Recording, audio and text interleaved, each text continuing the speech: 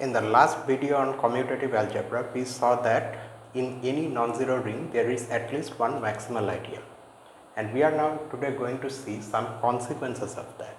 The first one is this corollary.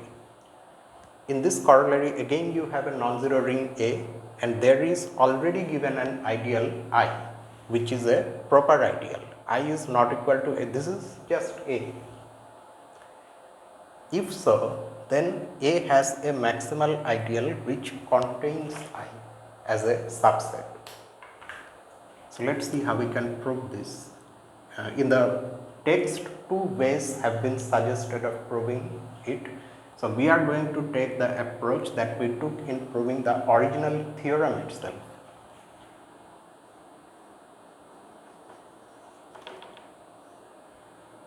Consider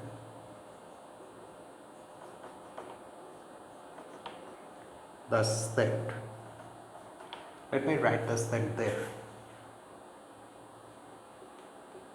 Again, sigma, just like the original theorem proof. This time, however, it is the set of all ideals of A.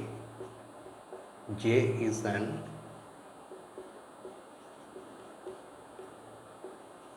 ideal of A such that J contains I and is itself contained in A, of course, because it's an ideal, but it's properly contained in A. That is, J is the proper ideal of A which contains I, and this sigma is the collection or set of all such ideals. We have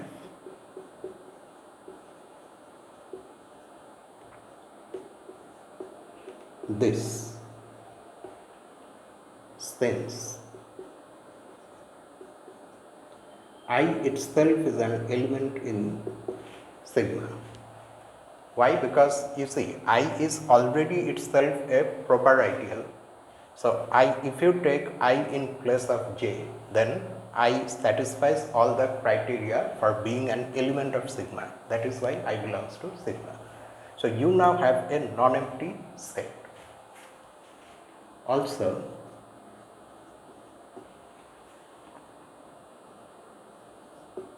you can partially order this set as usual by using the set inclusion relation.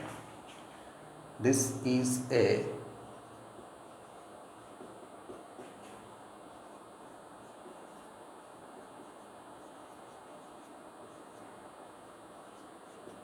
partially ordered set. This alone, of course, is not enough for us to be able to apply Zorn's lemma to this partially ordered set. We still need to show that every chain in this partially ordered set has an upper bound. As such, let us take a chain.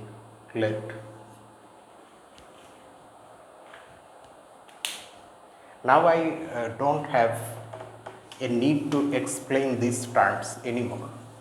I mean in details, chain and partially ordered set, because we have already done that in the previous video.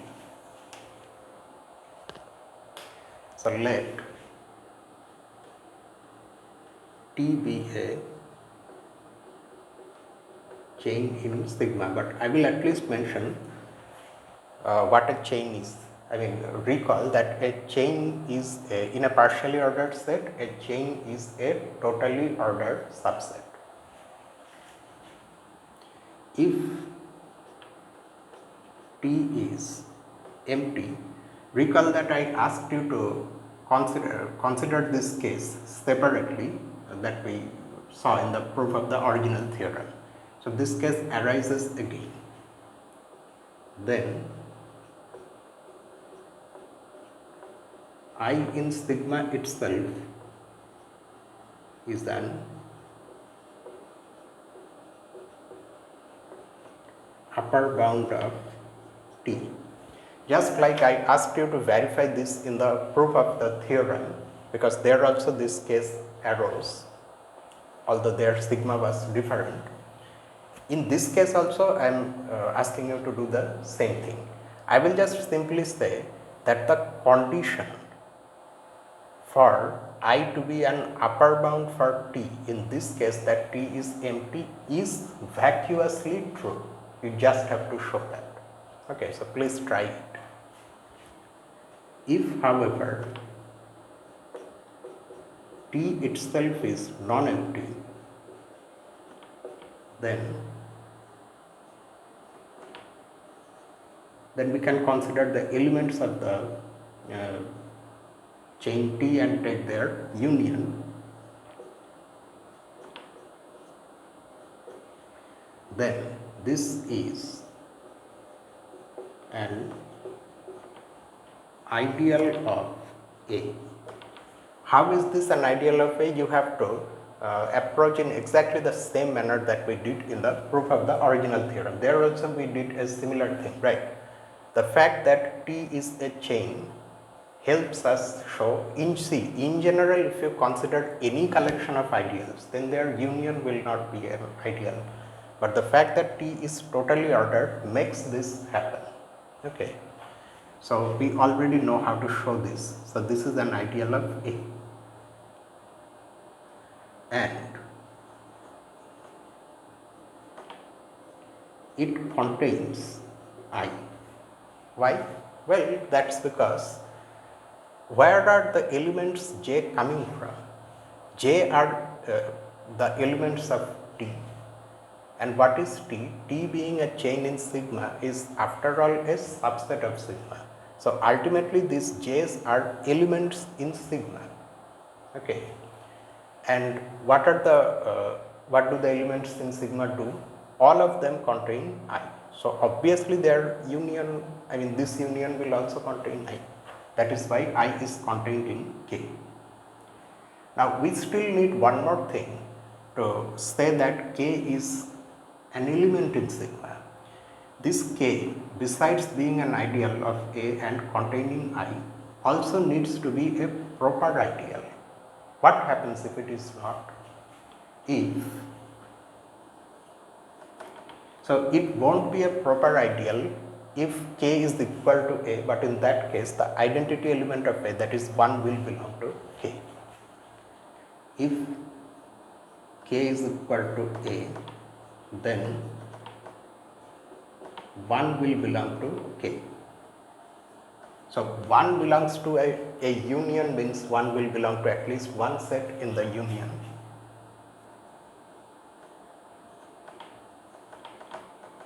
For sum J in T. But is that possible? If 1 belongs to J, then J is forced to be equal to A because J is an ideal. That, however, is not possible.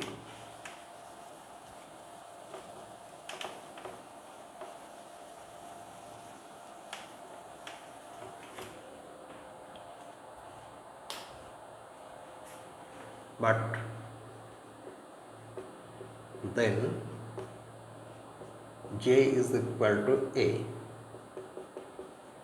which is not possible. If you want further explanation, you can also write as T is a subset of sigma. That is why. So now we have all the pieces to put K inside sigma. Hence, K belongs to sigma and K is definitely an upper bound of T. And that's what we wanted to show. We have now shown that in this case as well as in this case, that means in all the cases, any chain has an upper bound inside sigma again. So, by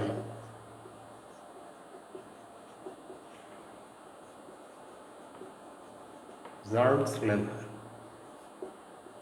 sigma has a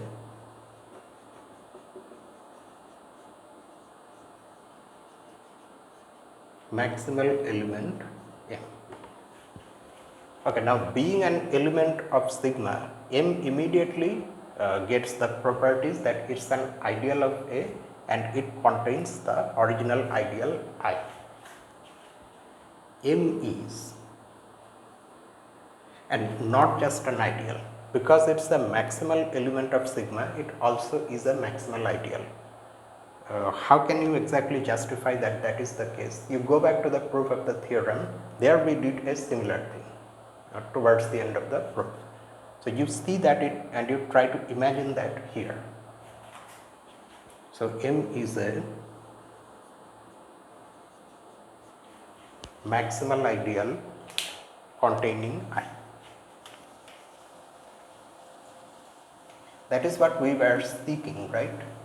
We wanted to show that the ring has a maximal ideal which contains I.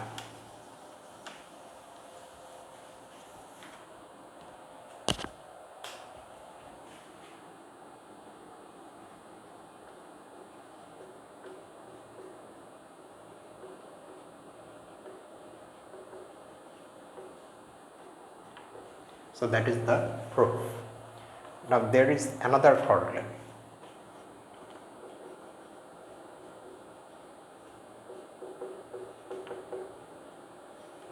This corollary will follow from this already proved corollary, and it states that every non-unit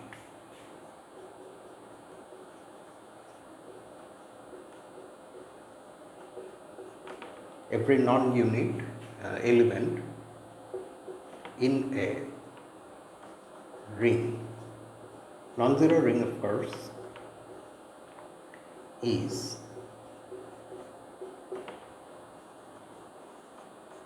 contained in a maximal ideal. Okay, and the proof is quite simple also, simple and short. Consider a non-unit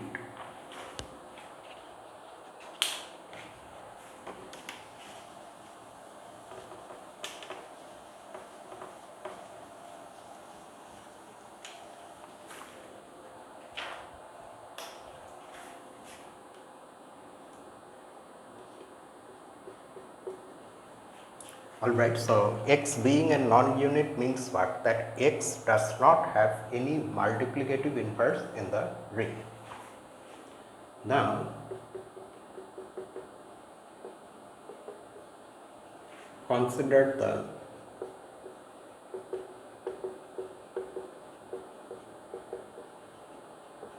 principal ideal generated by x. Okay, because x is a non-unit, this will be a proper ideal of A.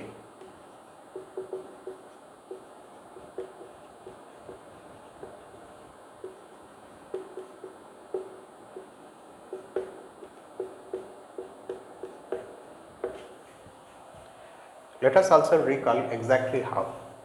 Suppose you, for the sake of contradiction, you forcefully suppose that this is actually not a proper ideal. This is equal to A. What will then happen? Because A has the identity element 1 will belong to this principal ideal as well. And by the definition of the principal ideal, every element in it is a multiple of x by some ring element. So 1 will also be equal to one such multiple, say y times x, where y is some ring element. But that itself implies that x is a unit and y is its multiplicative inverse. So there we get a contradiction. That is why this has to be a proper ideal. Okay. Thus, by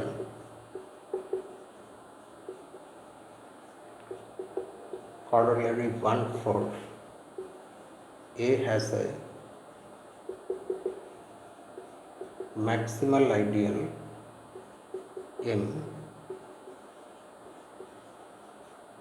such that it will contain the principal ideal generated by x. Now note that our rings have identity elements, and that's why among the elements of this principal ideal which are multiples of x. One such multiple is 1 times x as well, which is just x. That means x itself is an element of this principal ideal. Since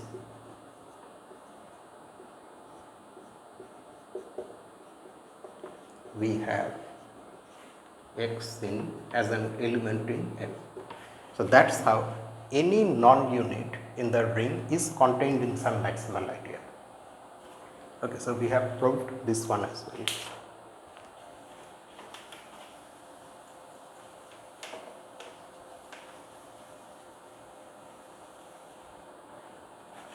What do we have after this? Oh, some remarks. Okay.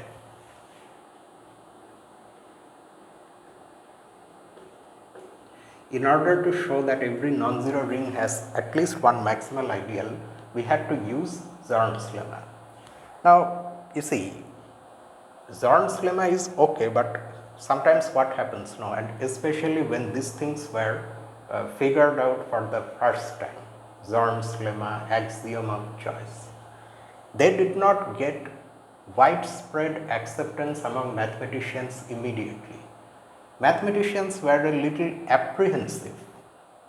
See, there is actually, if you just simply think of it, it doesn't seem to really be that problematic of a statement. I am talking about the axiom of choice. What does the axiom of choice say? It's a very simple statement. It just says that if you have a collection of sets,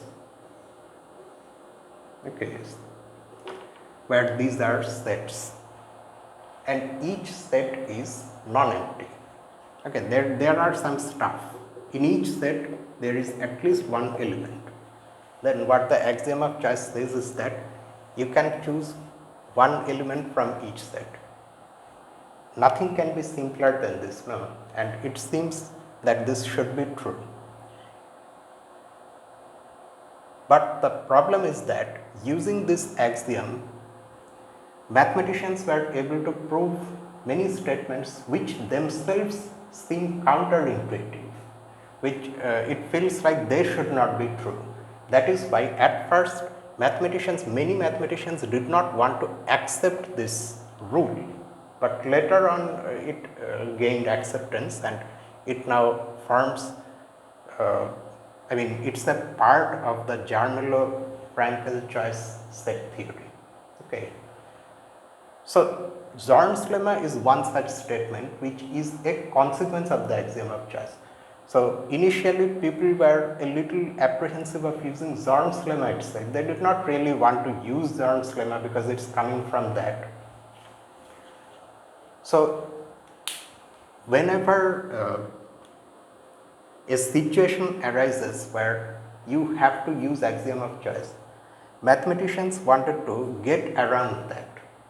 Somehow they want to avoid that. Now, one such avoidance you can have this if you consider the special class of Noetherian rings. Okay, there are some rings called Noetherian rings. If A is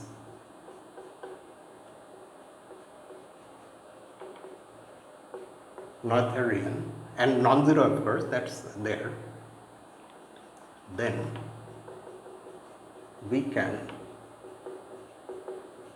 avoid using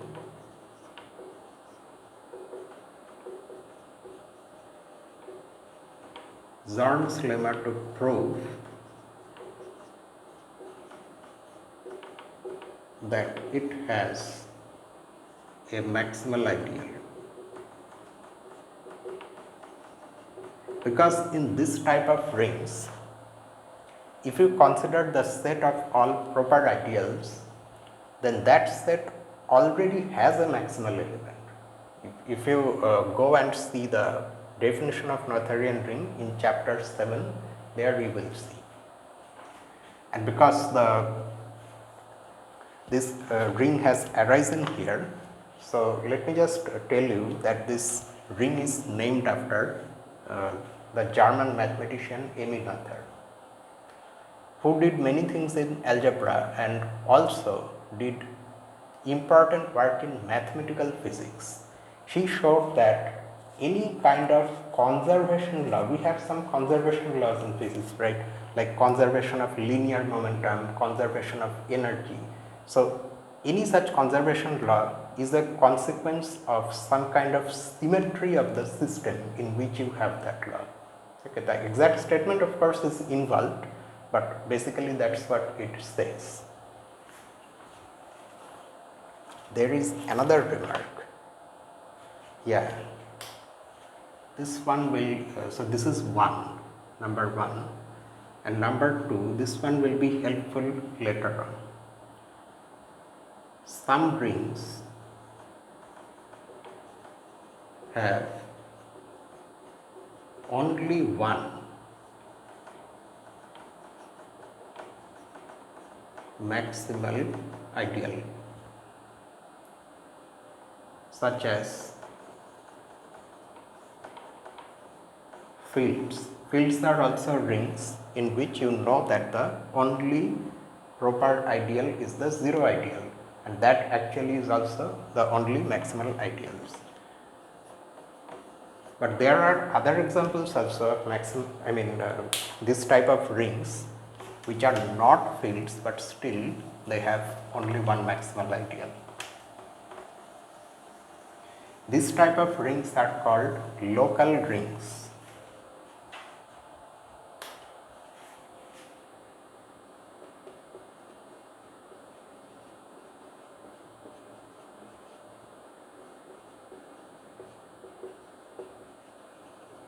There is something called localization.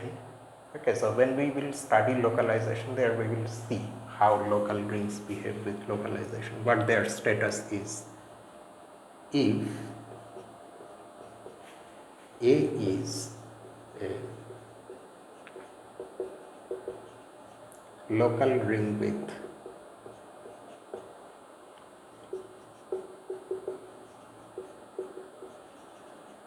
maximal ideal F, so that means it should have only one maximal ideal, then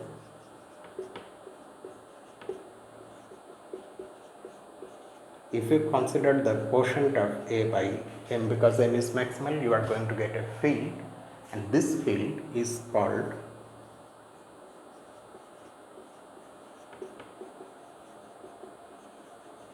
the residue field of A. In some rings, instead of necessarily one maximal ideal, there are finitely many maximal ideals. They are called semi-local rings. Is that mentioned here itself? No, I think it comes afterwards. So let us now see a proposition about this type of rings. The next one. Let me write the proposition here.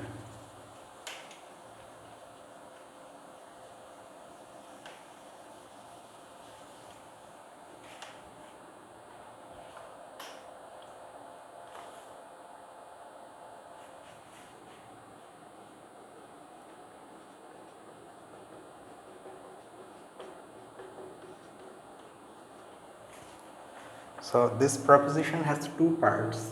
Let us see the first part first. We are going to prove it first and then we go to the second part. Let this be a ring and M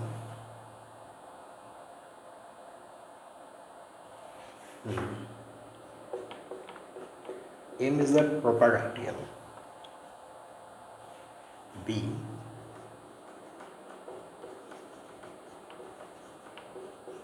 an ideal of A, and there is one condition also,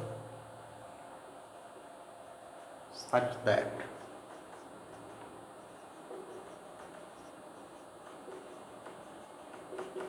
every element of the complement of M in A is a unit.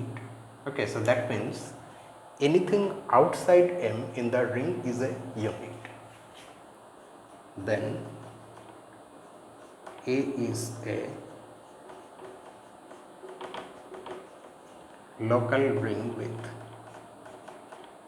M its only maximal ideal.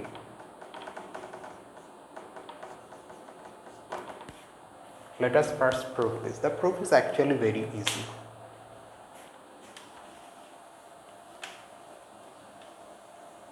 Whenever a statement has a very strong hypothesis, proving it becomes easy. Okay, and generally that's what happens. Here the hypothesis that everything outside M is a unit is a strong hypothesis.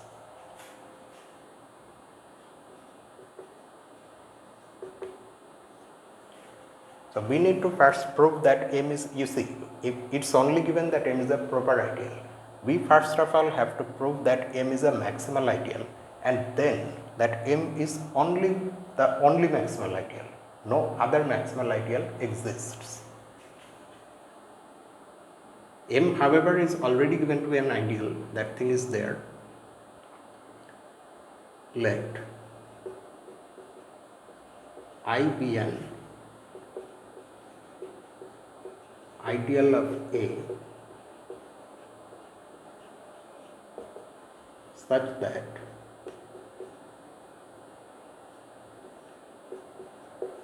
I contains M properly.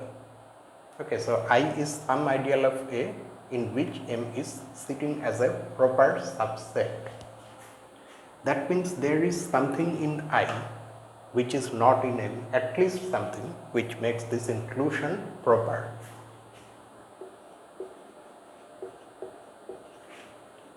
Choose X in I which is not in M. Now you can use the hypothesis that anything outside M is unit. So this X will also be a unit. Then X is a unit, but X is already in I. So if we multiply X by its inverse, multiplicative inverse, which exists because it's a unit, then this product will be in I as well, or in other words, 1 will be in I. But I is an ideal, so if it contains 1, then it has to be equal to A. This means that there is no proper ideal of A that properly contains M, and that is why M is maximal.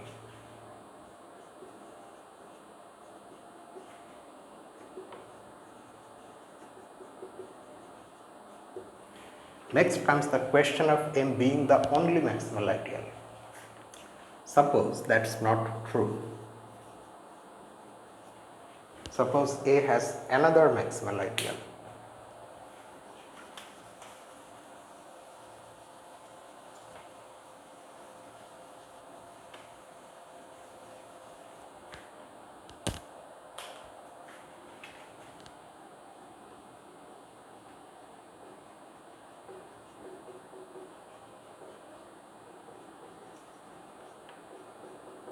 Say M prime which is not equal to M. Okay. Obviously M prime is not equal to M.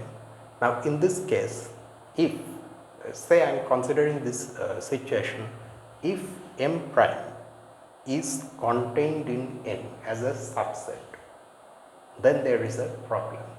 Why? Well, because if M prime is a subset of M, then combining this with this, you get this inclusion, proper inclusion. However, this violates the fact that M prime is a maximal ideal. Why? Because M is itself an ideal which properly contains M prime, and not just that, M being itself maximal is a proper ideal of A. and that violates the maximality of M prime. So we can write, since M prime is maximal and M is proper. Again, because that is also maximal, that's why it's proper.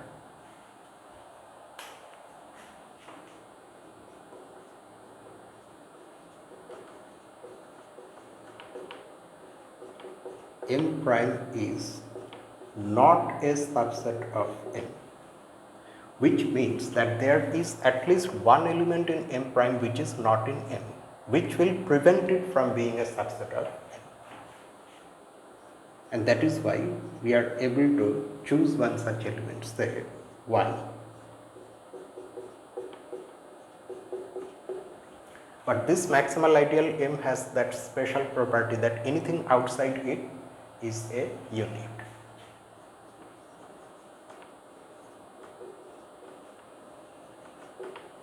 Then Y is a unit. So, just like that argument, this will belong to M prime, and thus M prime will be forced to be equal to A. But then how can it be a maximal ideal if it is equal to A? A maximal ideal by definition is a proper ideal. Since this is not possible, so that means something has gone wrong, and that wrong is our supposition that such a maximal ideal exists.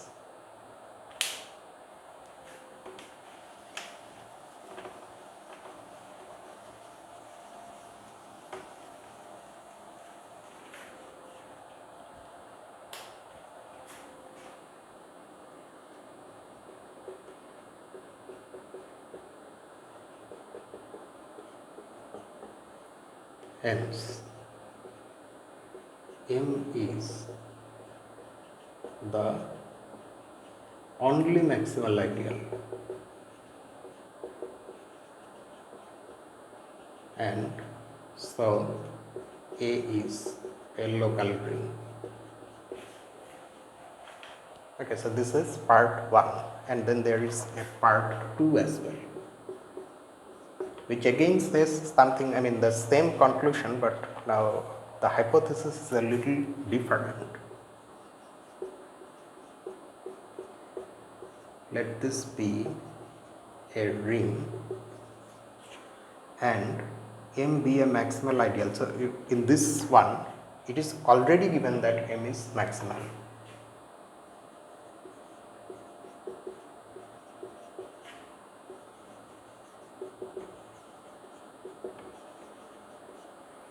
But now the hypothesis is this, such that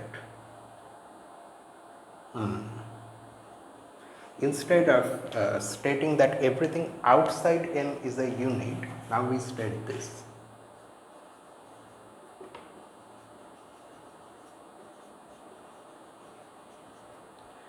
Every element of the set 1 plus M is a unit. You understand what the set 1 plus M is? It's the coset of the ideal M in the ring A, represented or given by the element 1, the identity element. And as a set, the elements of this set look like this, 1 plus some element of M. That's what it is. Then A is local here.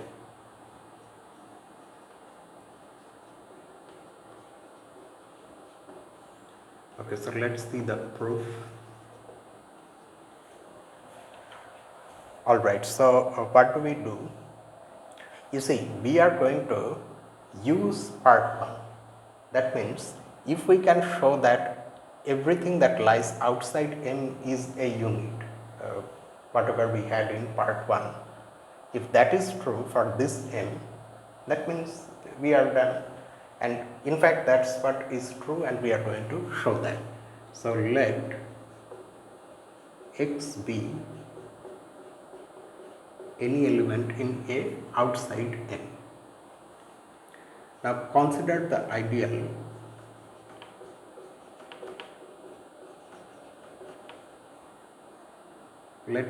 there is no special symbol has been used in the text for this ideal, but let me just write like this.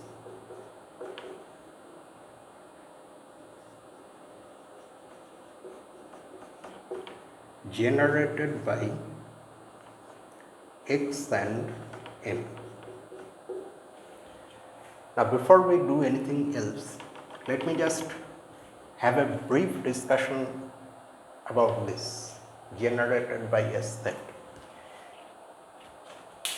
Say you are in a ring.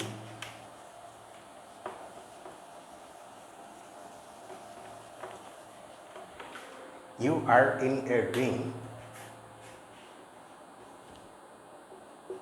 and you have a set S, a subset of that ring. Now you can consider the collection of all ideals of A. Each one of them contains S as a subset, and let us call that collection something, say T. Okay, the elements in T are ideals of A that contain S as a subset, each one of them. Every ideal of A should not of course necessarily do that. You may encounter some ideal of A that does not contain S inside of it, but some will do. Actually A itself is one such ideal, which of course contains S inside of it, which means that this is non-empty. Because it's a non-empty collection, you can consider the intersection of the elements in this collection. In order to have a logically consistent intersection, any such collection from which you take the sets and consider an intersection, you need to make sure that it's non-empty. There are some reasons behind it. Okay, so you now have this intersection. It's a straightforward matter to show that this I is an ideal. Okay, just like these J's, this I is also an ideal of A. And what else can we say about I? Since every J in T contains S as a subset, automatically I will also contain S as a subset. This I has a name. This is called the ideal generated by S, generated by that subset S. It has the property of being the smallest ideal of A that has S as a subset, that contains S inside of it. And generally it's denoted by this. There are other symbols also. Now there is no restriction whatsoever on S. S actually can be empty, the empty set also. In that case, this ideal will be the zero ideal. So what we are considering here is the ideal generated by this set. This is what we are considering. Okay. Now this is one definition of ideal generated by a set. Now one can show that the elements of this ideal have a special form. They are, no, I am not going to say anything on this. I leave it to you because it's already available in ring theory. How do the general elements of this ideal look in terms of elements of S? I will just simply say that the elements in this ideal look like this. Some multiple of X plus some element coming from M. This T is coming from our original ring A. This is how a general element of this ideal looks. Now let's come back to our proof.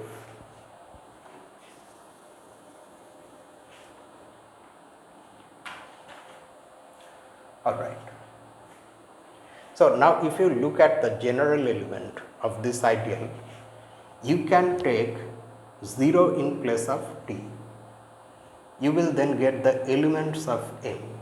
In other words, every element of M is contained in this ideal, or in other words, M is a subset of this ideal.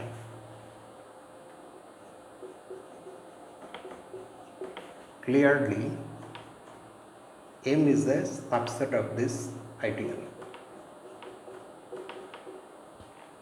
Also, we can take another choice of these elements. In place of T, we can take the identity element 1, and in place of M, we can take the 0 element, which of course belongs to M because M is an ideal. And then this general element will be equal to X. So besides containing M as a subset, this ideal also contains X as an element.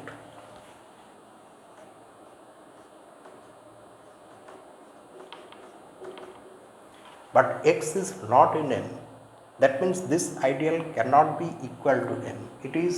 It has this at least one extra element, X.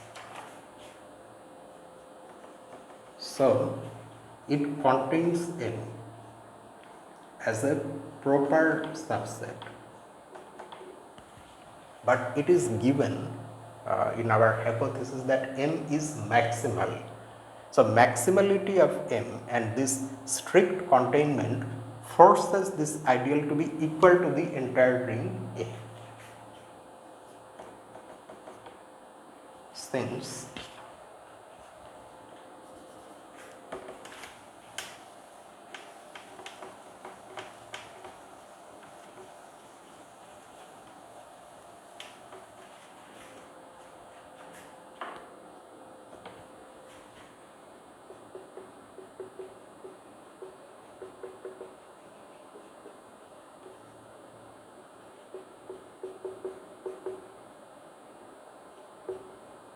this should be equal to A, which means that every element of A will belong to this ideal. In particular, the identity 1 will also belong to this ideal.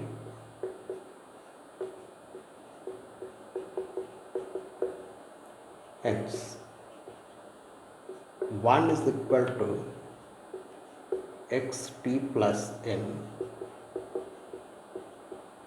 for some T coming from the ring and M coming from M. Thus, we can switch sides. Switch sides means we can take M to that side and write xt equal to 1 minus M. Now you see, M is coming from this ideal capital M, so minus M also belongs to M, and that is why 1 minus M belongs to 1 plus M, this coset. But every element in this coset is a unit. That was also our hypothesis. So xt is a unit. Thus, xt times something, say z, is equal to 1 for some z in A. But then what are we getting? X times some element of the ring is equal to 1. So then X itself is also a unit. But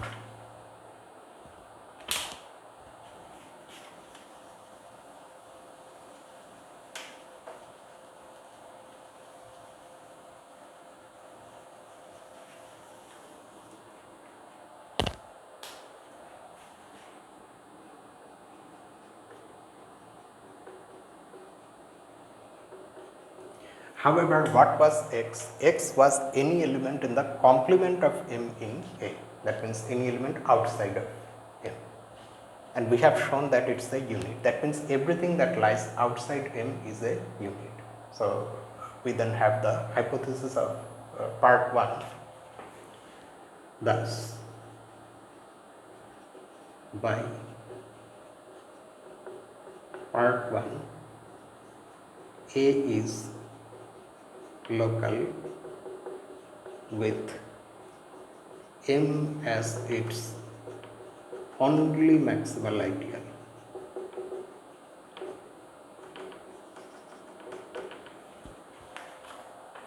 So this is this proposition. So let me end the video here itself. But before I end this though,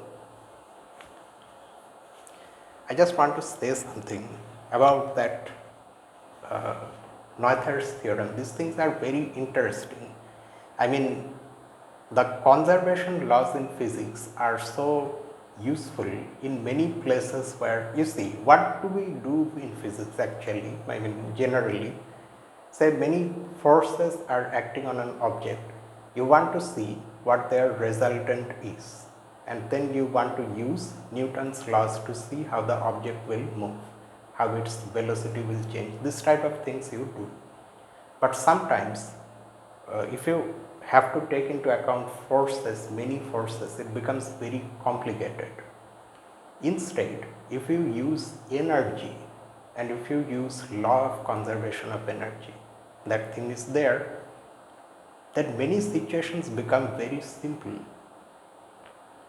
Now, if you come to know that this law of conservation of energy comes from a symmetry of systems, where say you do something to a system and you get a result, you do that same thing, after a while you get that same result. So what you do now is, it is not affecting what the result is if you do it after a while. Okay, it's independent of time. So this type of time independence gives rise to law of conservation of energy. Similarly, you have the other conservation laws also, so they also come from some such symmetry. Isn't this magical? Almost magical. I don't really know in great detail these things. I want to know. Okay, so at some point we will see these things. But anyway, that will be all for today. And see you tomorrow. I am not going to say what we have tomorrow, okay, because I have already messed up. So whatever there is in the schedule, according to that, tomorrow's upload we will have. So that's it for tonight. See you tomorrow. Until then, this is me, Lucifer, from A Mathematical Room. Have a nice day.